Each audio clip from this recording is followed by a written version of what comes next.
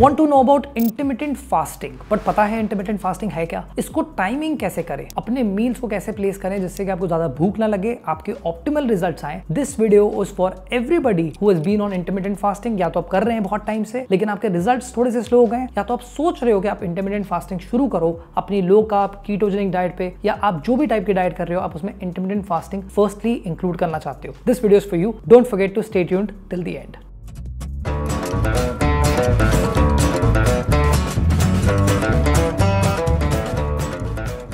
Hi, welcome back to my channel. I'm Rahul Kamra, founder of KetoRats. After finding so many videos on YouTube about intermittent fasting, मुझे एक भी video नहीं मिली जो optimal eating की बात कर रही है, जो ये कह रही है कि हम अपने रूटीन के हिसाब से कैसे मैनेज करें। क्योंकि इंटरमिटेंट फास्टिंग लोग शुरू तो कर लेते हैं, वो अपने 16-8 पैटर्न से जाकर के 21-3 तक भी चले जाते हैं, जहाँ पे वो 21 आवर्स की फास्टिंग कर रहे हैं, 3 घंटे तक खाना खा रहे हैं, लेकिन बाकी टाइम पे उनको भूखे रहने की आदत नहीं होती। उनके साथ में क्या होता है, hunger plus anger, which is called as hangry. You become very hungry and angry at the same time, and you want to learn more about intermittent fasting, how to optimally time it. ये video नीचे में 3 chapters divide कर रहा हूं। Don't forget to navigate through these chapters so that you will learn more about IF and कैसे आप इसको optimally place करें। So chapter 1, the importance of meal timing in intermittent fasting. Intermittent fasting सिर्फ एक restrictive routine नहीं है, आप इसके अंदर अपने मील टाइमिंग्स कैसे प्लेस कर रहे हो वो सबसे ज्यादा मैटर करता है। आप अगर बाकी टाइम फास्टिंग कर रहे हो लेकिन आपके मील सपोज बहुत ज्यादा लेट नाइट है, तो आपको स्लीप साइकिल में बहुत ज्यादा इश्यूज होंगे। वेराज अगर आप अपना बहुत बड़ा मील आफ्टर वर्कआउट रख रहे हो, सोच के कि मेरी बॉडी न्यूट्रिएंट अब्जॉर्प्शन में ध्यान देने वाली है, at that point of time your body's growth hormone is high and you don't want to increase insulin by eating protein, fats and carbohydrates if you are following a low carb diet. At the same time you may want to keep it 45 minutes after workout, जिससे कि आप workout के बाद में आओ, freshen up हो, then आप हो सकता है अपना खाना खाओ, so that you can find the best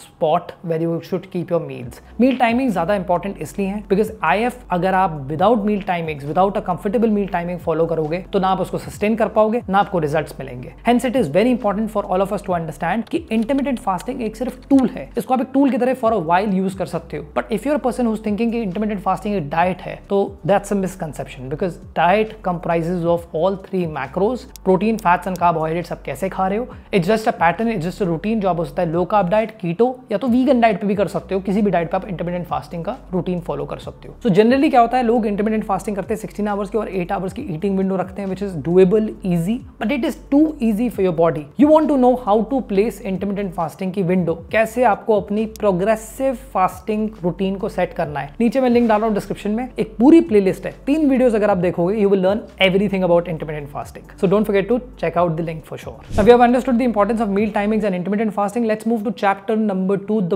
best times in the day when you should place your meals. First is post workout. हमेशा 45 minutes after workout अपना एक मील आप जरूर प्लेस कर सकते हैं। अगर आपकी फास्टिंग विंडो है, आप प्रेफर करें कि आप एम्प्टी स्टमक वर्कआउट करें। अगर आप सुबह के समय वर्कआउट करके आ रहे हैं, उसके बाद में आप अपने 45 मिनट्स के बाद में अपने विंडो को खोल सकते हैं, depending on what kind of routine you are following. Take an example, कोई इंसान 8 बजे अपना वर्कआउट करके वापस घर पे आता है, उसको 9:30 बजे ऑफिस जाना है। आप हो सकता है 9 बजे अपना मील करके ऑफिस के लिए निकले, अगर आपका ऑफिस 20 मिनट दूर है तो। अगर आपके ऑफिस में ज्यादा टाइम लगता है, आप हो सकता है रास्ते में अपना मील करें, या तो आप अपना बैठ के आराम से अपना ब्रेकफास्ट करें। उसके बाद में आप चाहें तो एक मिड डे मील रख सकते हैं बाय 2 PM और 3 PM and then you completely fast. But ये एग्जैक्टली ऑपोजिट है किसी इंसान के लिए जिसका डे स्टार्ट होता है बाय 10-11 o'clock। हो सकता है आपको शाम को या लेट नाइट काम करने की आदत हो, तो आप प्रेफर ये करें कि आप अपने सोने से 3-4 घंटे पहले अपना मील रखिए। लेकिन अपने वर्कआउट को जरूर ध्यान दीजिए कि वर्कआउट के 45 मिनट्स के बाद में अगर आप अपना मील रखोगे, you will not be super hungry. एक और पर्सपेक्टिव ये है कि अगर आपने 300 कैलोरीज वर्कआउट में बर्न करा है, आपने आके वो 300 कैलोरीज खा ली,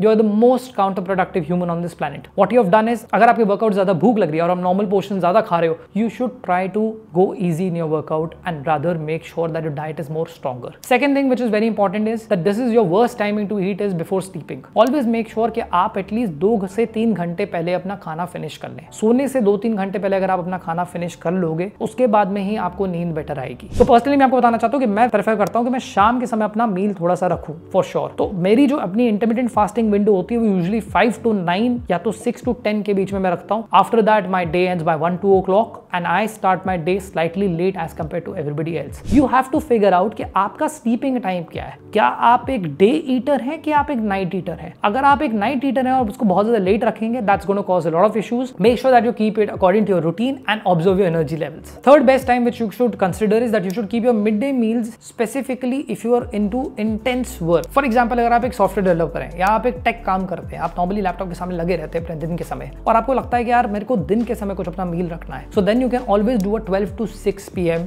eating window, which is 12 PM to 6 PM, 6 hours की 18 hours की फास्टिंग. आप उसको कट डाउन करके 2 to 5 रख लीजिए जिससे कि आप दिन में अपने मील्स कर पाएं. लेकिन इस पूरे प्रोसेस के अंदर इन तीनों चीजों के अंदर एक चीज बहुत इंपॉर्टेंट है, कन्वीनियंस, कि आपका मील कितना फ्रेशली कुक्ड है, किस तरीके से आप अपने एनर्जी लेवल्स को स्टेबलाइज कर रहे हैं और क्या आप इंटरमिटेंट फास्टिंग सिर्फ 16-8 ही कर रहे हैं बहुत लंबे टाइम से. तो लेट मी टेल यू, आपकी बॉडी के लिए वो चैलेंजिंग हो सकता है, नहीं हो. एक टाइम के बाद बॉडी अडैप्ट कर जाती है and you have to make sure that you make some certain changes. तो इसलिए जैसे कि मैंने पहले कहा, डिस्क्रिप्शन में लिंक है, check out that playlist. You will learn everything in 3 videos and you will understand how to manage intermittent fasting with your ketogenic diet, low carb diet और any kind of diet you following. अब आपने ये तो समझ लिया कि best time क्या है, इंपॉर्टेंस क्या है मील टाइमिंग्स की, कैसे आपकी अपनी ऑप्टिमाइज कर सकते हो. क्योंकि अगर आपने भूखे रहे and you are hangry and you are always cribbing about it, you will definitely gain fat. You need to understand that you need to find the right timing which suits your schedule. We'll move to chapter number 3, practical tips, which are not only just from Keto Rats members, मेरी personal life से practical tips for intermittent fasting, कैसे आप अपनी eating window को schedule करें.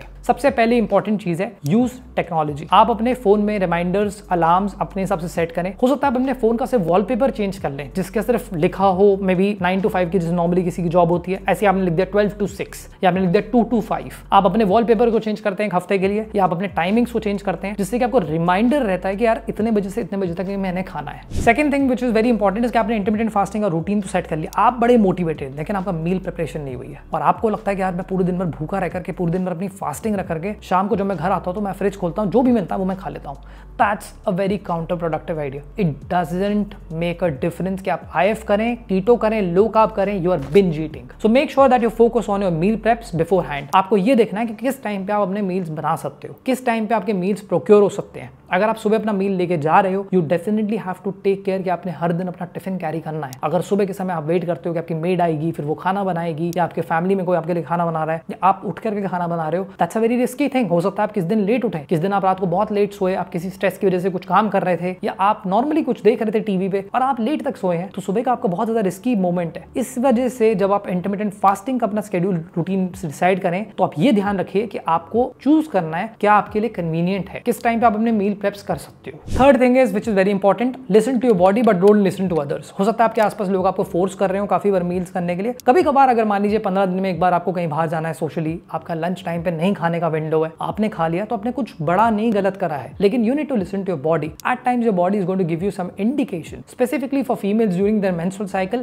you may not be very comfortable in intermittent fasting. It is subjective. कुछ लोग बिल्कुल comfortable होते हैं, कुछ लोग नहीं होते. कुछ लोगों को क्या होता है कि वो intermittent fasting करने के चक्कर में अपने वर्कआउट, अपनी sedentary lifestyle को नहीं improve करते हैं. अगर ऐसा हो रहा है तो you should take a break from intermittent fasting for a while, but you should definitely listen to your body. अगर जब भी आपको भूख लग रही है within emotion, अगर आपको लग रहा है कि मैं भूखा हूं और इस टाइम पे मुझे गुस्सा आ रहा है, मैं भूखा हूं, मैं इस टाइम पे सैड फील कर रहा हूं, मैं भूखा हूं, मैं इस टाइम पे एक लोनली फीलिंग के साथ में जी रहा हूं, that is where that's a cue which you have to pick up. हो सकता है उस स्पेसिफिक टाइम पे आप किसी मील को मिस करते हो. सपोज मान लीजिए आप एक फैमिली में अपने घर पे शाम को आप जब घर पहुंचते हैं तो सब लोग डिनर कर रहे होते हैं और आप एक अकेले ऑड वन आउट हो, आप अकेले खड़े रहते हो कोने में, आप कहते हो मेरी ईटिंग विंडो खत्म हो गई है and you are not able to enjoy your meals with your kids, with your family, with everybody who is eating. You may want to shift and consider your timings again. So listen to your body, don't listen to others, but again you will have to value your convenience so that you can live in a sustainable routine. So these are few tips which can fine tune your intermittent fasting window, which can help you with your results.